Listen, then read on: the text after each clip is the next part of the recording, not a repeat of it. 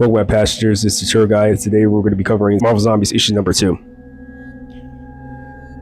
So the Silver Surfer appears and immediately disappears before the zombies can react. Angel suggests to go after him, but Giant Man quickly shuts him down. Captain America then opts to put a pin on chasing the Surfer and instead focus on trying to find smaller pockets of survivors instead. But Giant Man decides to go his own way for a while, telling the others to get the story straight on what happened with Magneto, proposing a cover story that he died in a gas line explosion, vaporizing him in the process. Unbeknownst to the zombified Hank Pym, his wife, the Wasp, secretly shrinks smaller and follows her husband back to his lab. It's there where she finds out that her undead husband was holding a secret on her and the rest of the group. That back at his lab, he's been keeping a semi-conscious Black Panther alive, cutting off pieces of him to eat while pretending it's for research. As he prepares to take T'Challa's leg, he admits himself that he kind of enjoys eating human flesh too much, even stating that if they manage to save the world, he'd probably still keep eating it. And Janet then confronts him, furious that he's been holding out. Hank then overpowers the Wasp, biting her head off and neutralizing the threat. After spinning her out, he then turns back to see T'Challa's coming to, and his anesthetics are wearing off.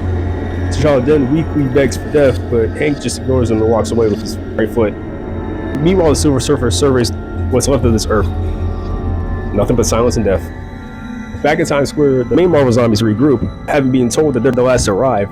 As Iron Man goes to meet them, he asks them what became of Magneto, and they gave him the gasline story that Giant Man proposed. Iron Man's not convinced, and it doesn't really take long for him to find out that they're BSing him. When in doubt, ask Spidey how the wife and Aunt are. And after another annoying breakdown, which leads to Luke Cage thrown on the ground, Tony then picks apart their story.